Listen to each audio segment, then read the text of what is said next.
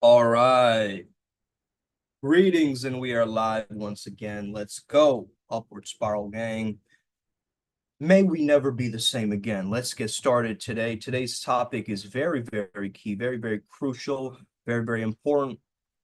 Okay, let's tap in. All right, now I just have to edit a few settings here. So give me some time, maybe grab some food, grab some water, okay, and get yourself settled in for today's live stream, today's transmission. Okay. Last night I had helped Ryan G to channel Odin, okay, and his energy. So that's very powerful. That's adepts only. So if you are interested in seeing how he tapped in, how he was able to channel, you can definitely try to become an adept, okay? And then you'll get access to that recording. Thank you. So without further ado, let's get started. First of all, I just want to share this with the tribe.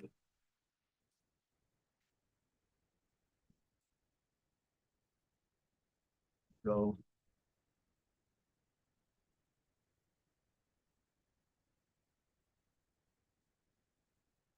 All right. Okay, cool. Okay, cool. So how do we notice people's trauma just by looking at them? Okay. How do you read the mind-body aura like a real one? So this is all about somatic clues. This is all about pattern recognition. And this is all about subtle energetic sensing. Okay. It's not about judgment. It's not about pity. And you're not diagnosing. Okay. That's first and foremost. Read the disclaimer. Okay. This is not medical advice. I'm speaking as a positive psychologist, as somebody who studied and dealt with trauma myself, delving into the Reichian models and patterns of character structure and characterology. The word character itself is so interesting to me. It means to carve.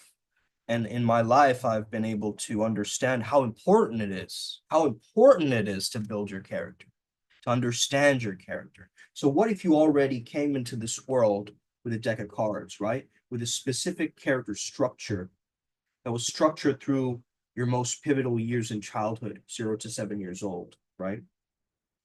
And what if you had experienced a trauma so deep that it started to hold you back or start to take on your body's mechanisms like a symbiote, right? Getting attached to your body's system and slowly communicating through it, okay? Through it. So this is why it's really, really key and really, really important to understand some of this technology. I just took my sunglasses off because I'm talking about the eyes now. Now, the eyes don't lie, man.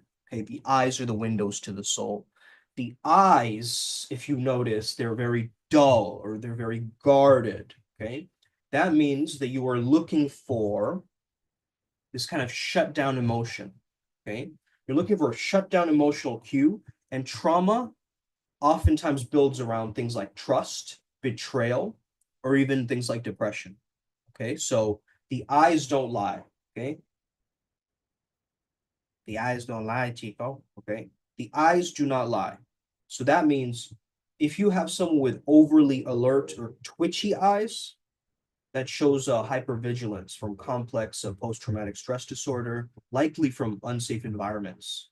Okay, or have you ever noticed someone just staring without blinking? Sometimes this is a dominance response, right? To show that you're better than that person, or you just keep looking at them, kind of mean mugging them, right? So I'm talking about the staring without blinking where it's a fear or a freeze response, right? Where they're masking the panic underneath, but they're just staring, they're not moving. Okay. Then we have the avoidant gaze, the one who's always looking away. This one is oftentimes associated with shame, body image, and self-worth trauma. Okay. So avoidant gaze is just looking not just at where they look, but how they hold eye contact, right? Because when they're holding eye contact, really, they're trying to shield themselves. I don't want to be seen. I don't want to be exposed. I don't want to be vulnerable. You see what I'm saying? So when you're not looking at someone's eyes and you're just looking around, you're just confusing your nervous system even more, correct? Because you're looking for more cues. It's like there are patterns available to you in this conversation with this other person, but in that moment of panic, you're just going to the cues.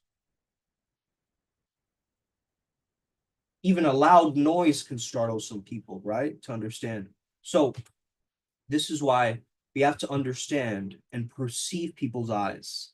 Look at just one eye when speaking to somebody. Don't look at both, because then your attention is going to be diverted, right? You want that strong, sharp polarity. So just like Arjun has his arrow, right? Okay, shout out. The other viewer taught me this a while back. Just like Arjun has his arrow, and he's aiming it at the eye of the bird, right? Just like that, you're aiming it at that person's one singular eye. Okay, third eye included, right? Let's get started with another concept, the breath. Okay, the breath. Let me just check if we have people online. Yeah, we do. Hey there, love. Big White is here. Gangsta. Chicken Nugget. What's up, Theros? Epic. This is an epic topic, man. The next, we're talking about the breath. The breath, think of the breath as the confession. Okay. So a shallow, very high-chested breathing is unprocessed emotion and anxiety. I used to breathe like this all the time. All the time. Never taking those deep, full breaths, right? Always just very fast and on the surface type of breath. So this takes actual practice, right? To actually slow down your exhales, right? You can do fast inhales if you want, but slow down your exhales, because then you're really processing through your feelings properly, right? The breath is very important in processing emotions, guys, right? So no breath during talking. Have you ever seen somebody talking to you and they're not breathing at all? They're not breathing at all, and you can't even tell that they're breathing. Like, hey, how's it going? Yeah, okay, cool. They're not showing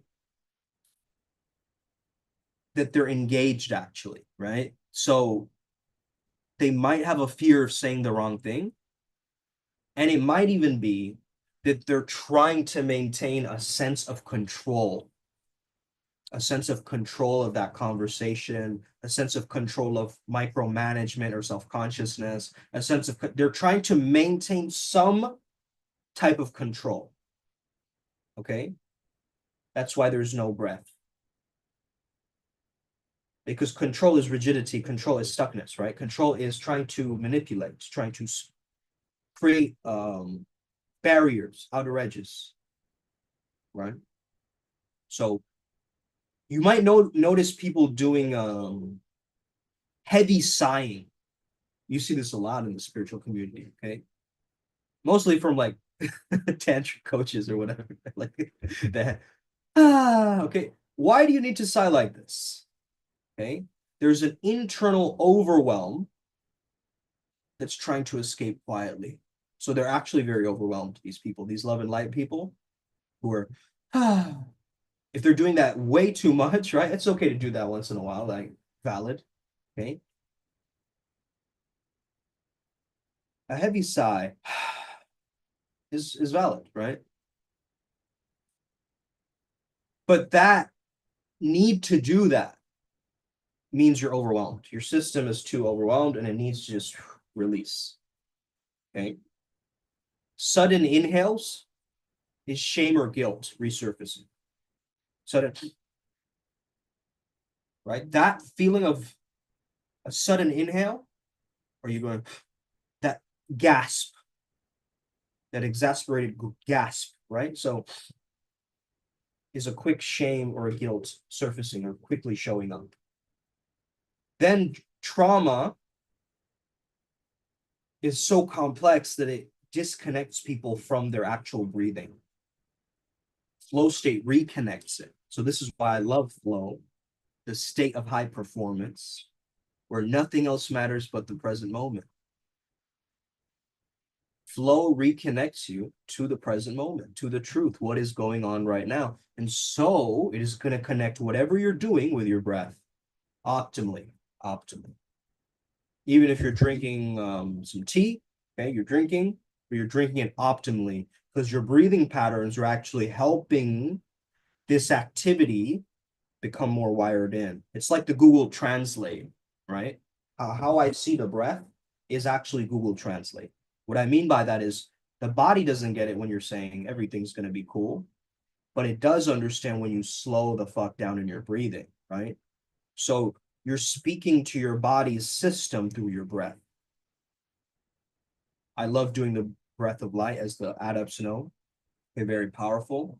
I teach that to my local clients too. So really, really powerful, man. Doing any kind of breath work is going to reconnect you into the moment. But remember, the breath is the confession. Okay, the breath is the confession. Now, you might notice posture. Okay, someone with a slouched posture or a collapsed chest, they have some kind of emotional defeat, yo. Some heartbreak that they haven't overcome, some level of powerlessness. Okay, if you have a very stiff neck or a stiff, rigid spine, that's like a military household. That's fear of chaos, right? That's a perfectionism. I have to be like this. Okay. Tension in the jaw, repressed anger, especially if the smile doesn't reach the eyes. Okay. They're smiling, but it's not a real smile. Okay. It's a traumatized body that doesn't feel safe to move freely. So then it feels stiff, it feels overly controlled, and it stays small, right? Voice, we talked about posture. Let's talk about voice. Super soft voice. Okay. You know people with different kinds of voices. So sometimes I slow it down. I know I have an ability to talk quickly, okay, which is a form of anxiety or not feeling heard. It's a form of silence, right? It's a fear of silence. So, but then you have a super soft voice. You can't really hear them, right? You can't really hear them because it's a fear of conflict. It's a speaking up in their past. If they ever spoke up, they were punished. They were immediately punished. So this is what you have to understand. Have some empathy for these people who are actually dealing with this stuff because it shows up in their bodies. And I think we tend to forget. We've become so against the body in the spiritual community. Whereas that is the key to healing our traumas, actually, because mental health starts with physical health, right, guys? The pyramid of mental health starts with your taking care of your physical health. And so this is why it's important to understand how you're speaking. Are you speaking robotic or overly formal, overly like a president speaks, you know, using very logical words? Maybe the robotic nature could also be a dissociation or a masking, right? A trauma from childhood. I talked about talking fast. Sarcasm is a default. I want to avoid this pain. It's an emotional defense mechanism. Okay. So listen to what they're saying and how their soul vibrates behind the words. Don't just look at the words themselves. Notice what the voice is carrying in the background. Okay. And lastly, you just do a quick vibe check. What is a vibe check? Okay. This is less logical and more intuitive of a check. So you're not checking their actual body language. Okay. You're noticing their energy. Do they have too much energy, too less energy, right amount of free-flowing energy? You can tell how they've been leading their lifestyle. Correct? So heaviness around someone's aura. If you've ever, oh, just the background changed the perfect time, right? Like a, okay, creepy background. Heaviness around someone's aura looks exactly like that. A grief, a chronic fatigue, a despair, right? So this is just, it feels heavy, it feels dense. That's why so many of these people, they're tied down by their responsibilities and burdens. They're attached to their existence, right? And so they feel this heaviness and they don't want to let it go. They haven't processed the grief. And chronic fatigue tells me that they've just fizzled out, right? That their system has just fizzled out. And so if you feel heaviness around someone's aura, they're actually in a state of despair, right? That they're in a state of grief. So be mindful, be kind around these people, okay? Next is very chaotic or jumpy energy, okay? This sometimes happens through trauma loops, or ADHD oftentimes has these little ticks, these little jump, like a little jumper cable type of thing going on, like a static shock type of emotion, okay? And that means that your nervous system is on edge. It's in a fear mode, okay? And that's just telling you the general idea of this person's aura is unpredictable. It's very unpredictable. They could do anything, say anything at random moments. So it's very jumpy, right? Hyperactive. And sometimes you'll notice overly kind or overly giving aura comes from a fawn response, okay, from early childhood neglect. What in the world is a fawn response, okay? Does anybody know what that is? There's fight, there's flight, there's freeze. What's fawn? That's the one that most spiritual folks miss, I feel, because it wears a halo, okay? So the way I see the fawn response, right, guys, is I see it as your inner child needs to become a diplomat in order to survive a war, right? So the fawn response is what happens when your nervous system decides, I can't fight them, I can't run from them. I'll just become whatever they want me to be so that I survive. So this is the people-pleasing nature of not being able to say no, not being able to set boundaries. Very difficult to set boundaries, right? But this is an emotional shape-shifting. It's a nodding yes to when your soul's screaming no. It's the over-apologizing. Sorry. I'm so sorry. I'm sorry. Let me fix it before anyone says that it's broken. So it's betraying your truth so that you don't get abandoned. Okay, that's the fawn response. The stone cold chill. Okay, I used to do this quite a lot. The stoic, there's no emotion, disconnected from my body. This is due to early overwhelm in childhood. It might be the schizoid archetype pattern as well. Okay, so tune in like an empathetic sniper and feel what's missing in the room when you enter. Now, micro clues you'll notice as you start training yourself. If you're repeating outfit styles or hiding the body too much, it's shame and fear of sexuality. Okay? Just something for you to notice, right? Don't judge yourself. Don't, get ashamed. Just listen. Just understand these things, right? Because this is really going to teach you. These micro clues are actually signals that you can notice. And then once you notice them, then you can shift them around, right? So it's powerful knowing this stuff. Okay? So laughing during serious conversations. It's a coping mechanism, right? Let me redirect the pain. Let me redirect the pain. Let me not feel the pain. Okay? Let me use humor as a crutch rather than as a tool, right?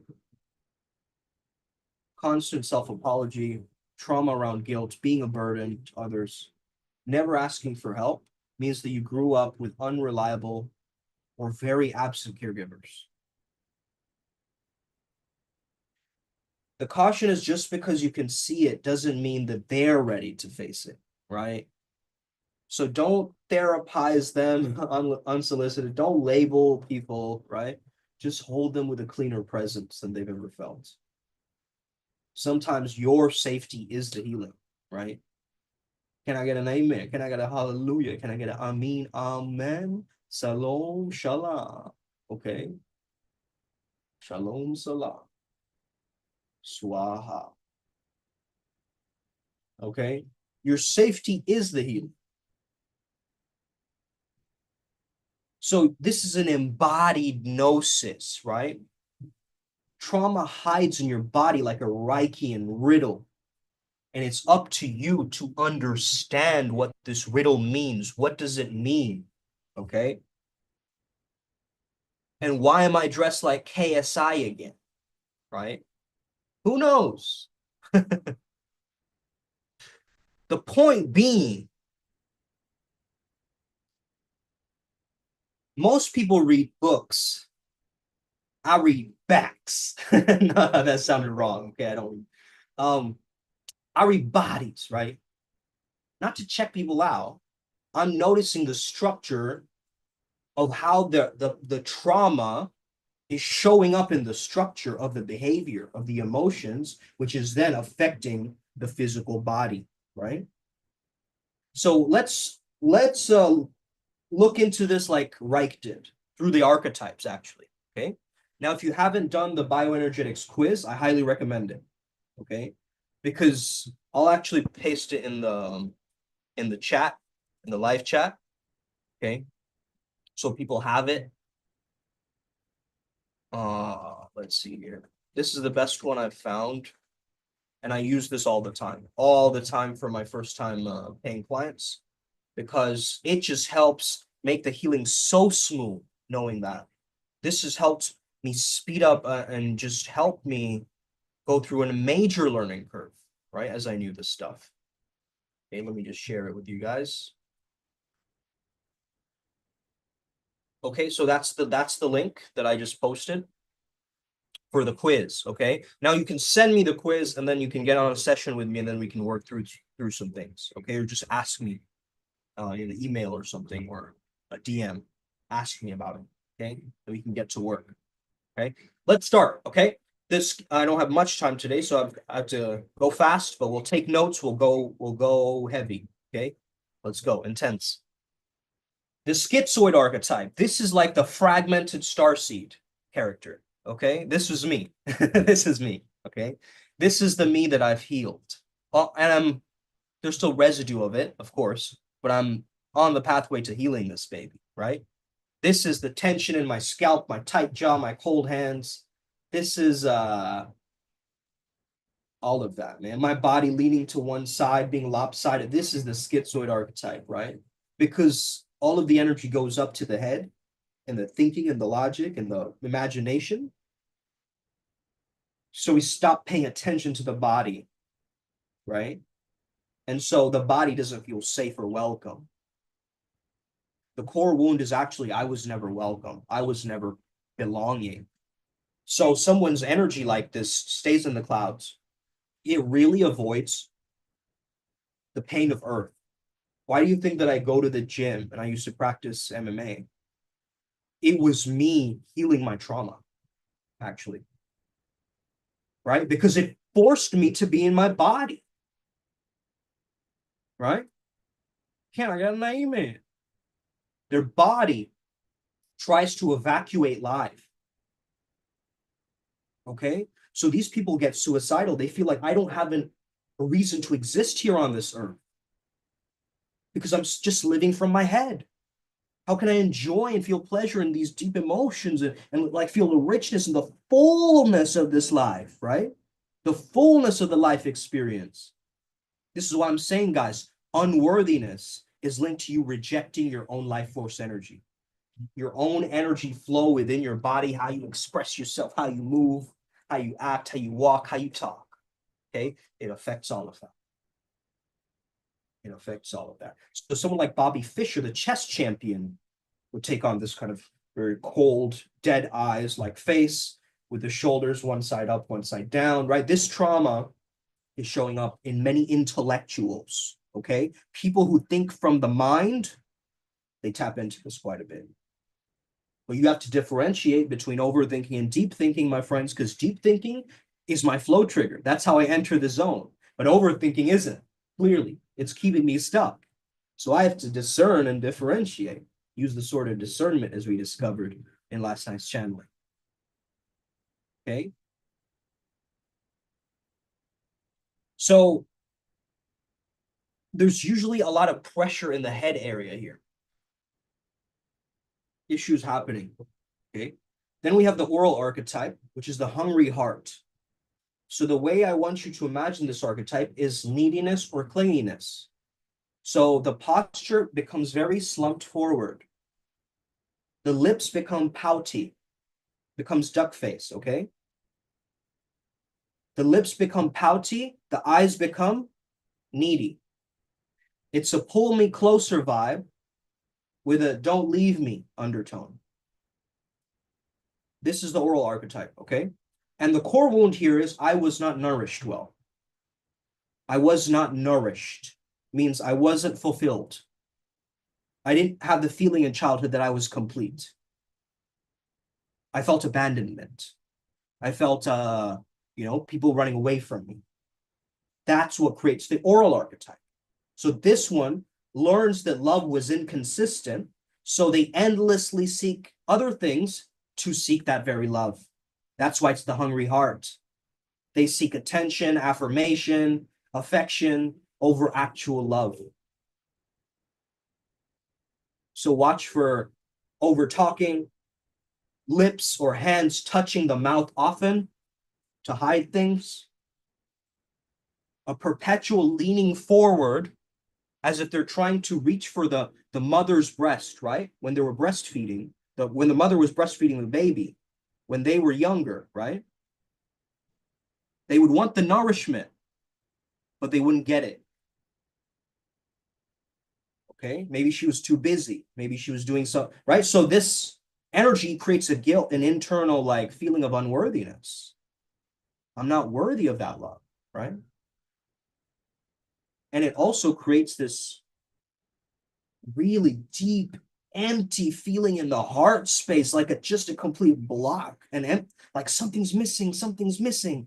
Always this feeling that something's missing, right? As if they're reaching for the breast or the bottle that wasn't there. So maybe even alcoholics, right? Or people who drink or smoke too much, or they have an oral fixation, right? As Freud would say. They have an oral fixation, right? So they're fixated on it. Okay.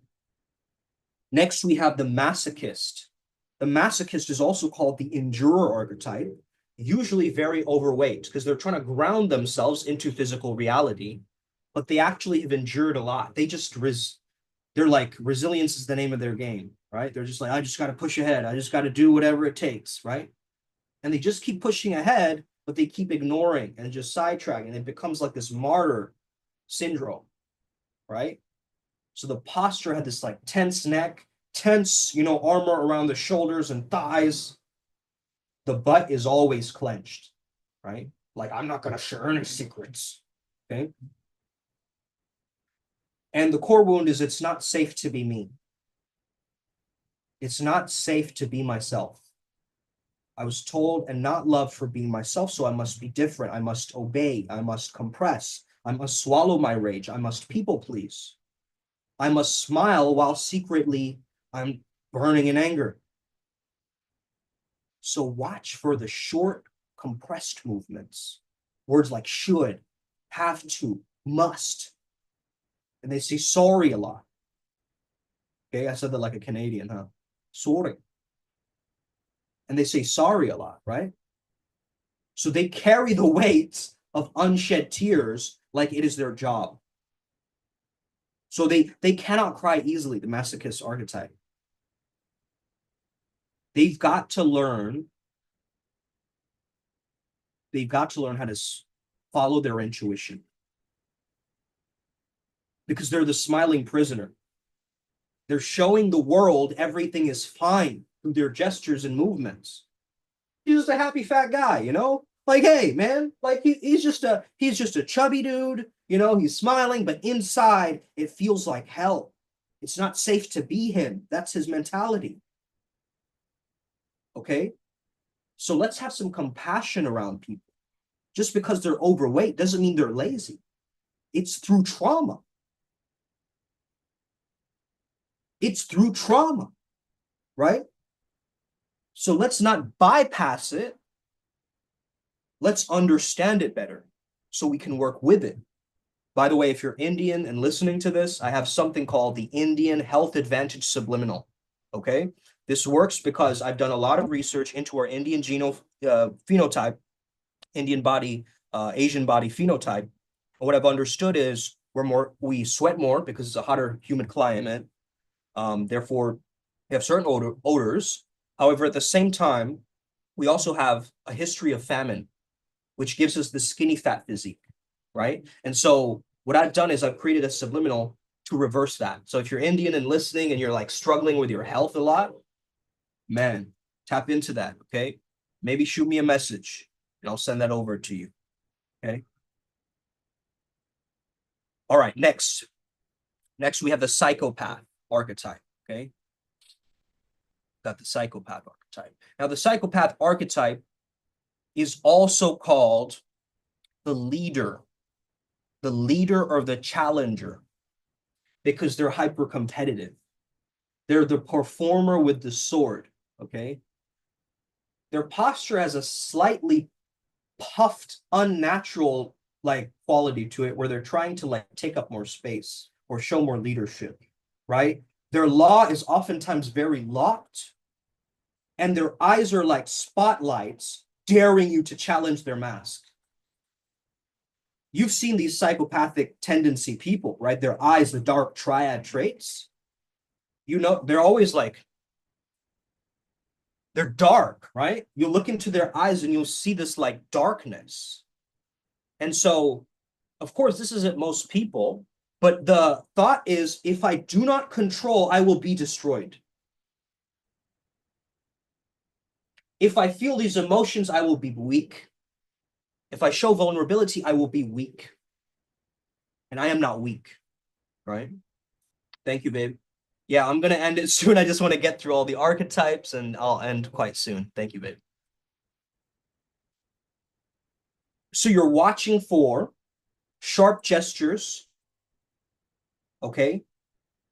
Invading people's personal spaces, a charming but very calculating gaze, and the heart being very armored, right? Presentation is pristine, though, right? Presentation, everything looks great, okay, on the surface.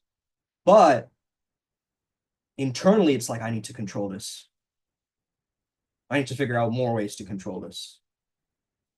Okay? I don't have enough control, right? So they really just need to learn to surrender, which is very difficult, right? Vulnerability, yeah.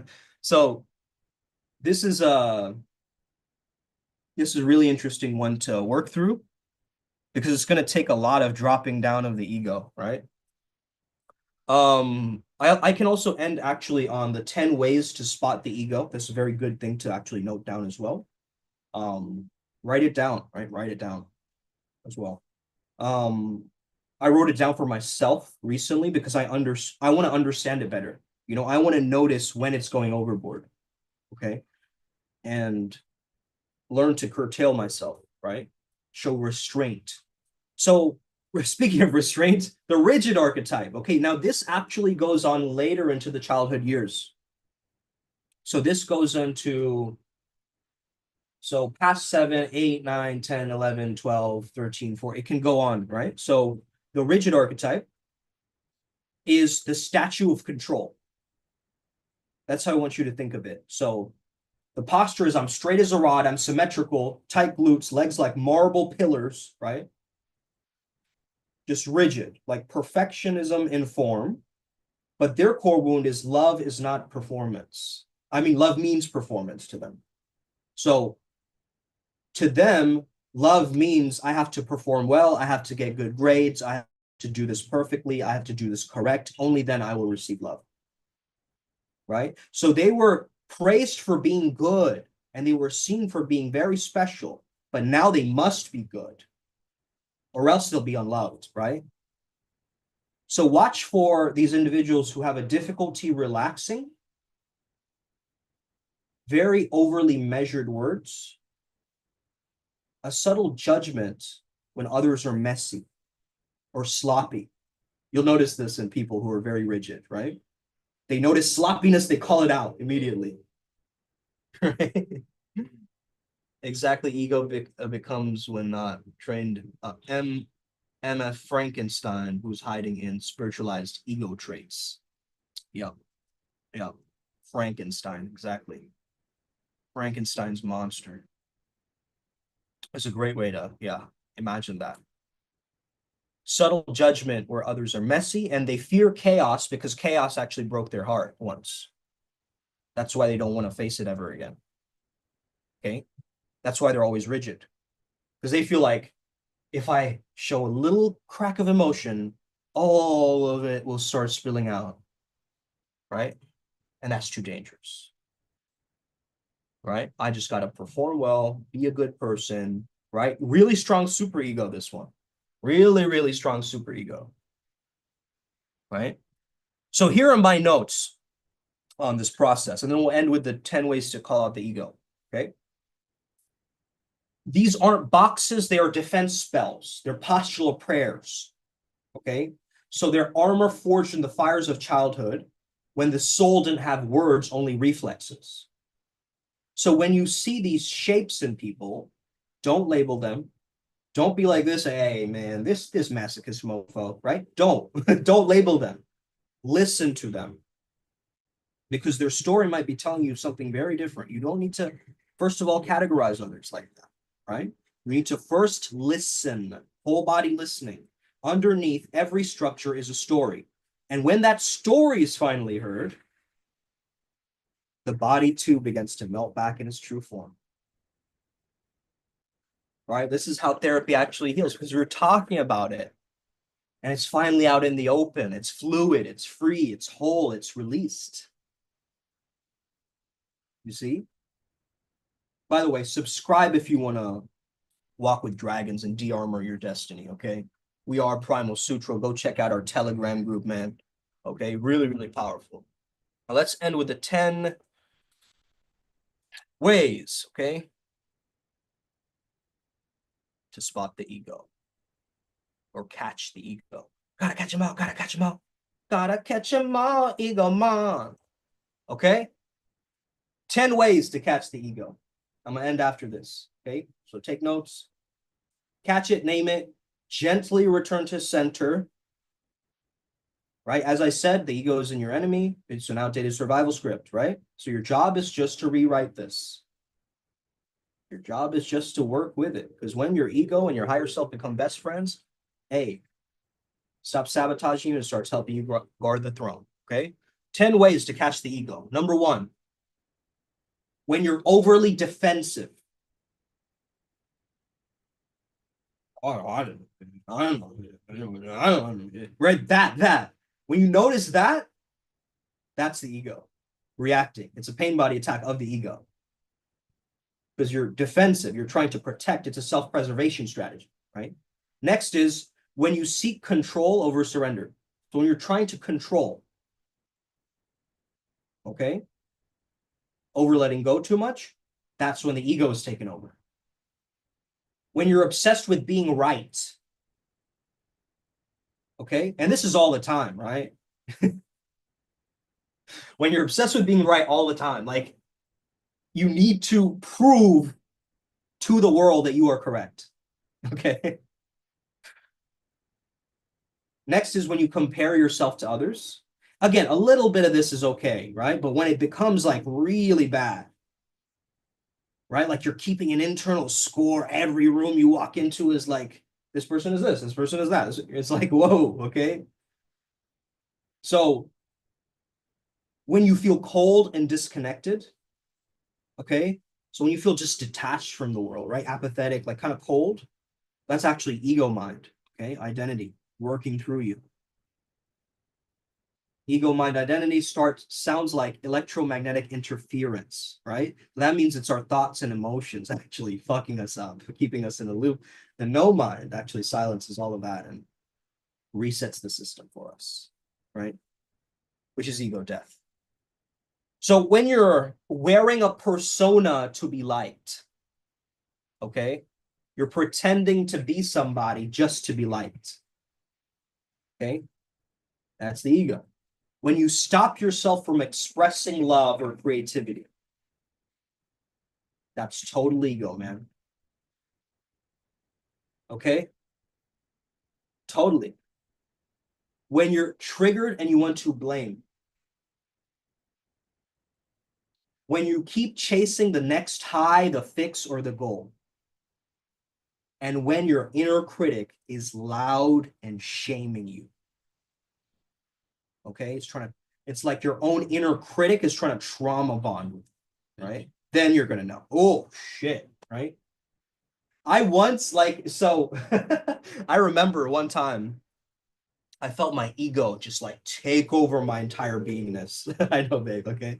So take over this entire beingness, right? And then I started to speak as the ego with a different, like a little kid's voice, right? I'm the best in the world, man. I'm the fucking king. You can't stop me, buddy. I'm going to kill you. I'm going to put you in a box, right? Whatever he says, it's just like, you're a little shrimp, dude. Get out of here, right? Why are you bothering me with your nonsense? And then that's an ego against the ego, I noticed, right? Now I was playing with my ego, being egotistical in another layer towards my own ego. So instead, what I tried to do is, hey, everybody. It's like Scrappy Doo, you know? Yeah, come and get him, right? And you're just like, all right, down, right? Just play with it, down, right? You just like you do with an actual animal, right? You have to domesticate them, you have to train them, just like you have to train your mind, okay? So mind affects body, body affects mind. We all know that, okay? Thank you so much for tapping in, guys. I appreciate all of you for being here, taking notes, watching so intently. Hit that like button, share it with somebody, okay? Let's learn together. Let's go upward spiral. I love this background as we're ending on it. Let's go. Primal Sutra. You already know what it is. I'll see you at the top.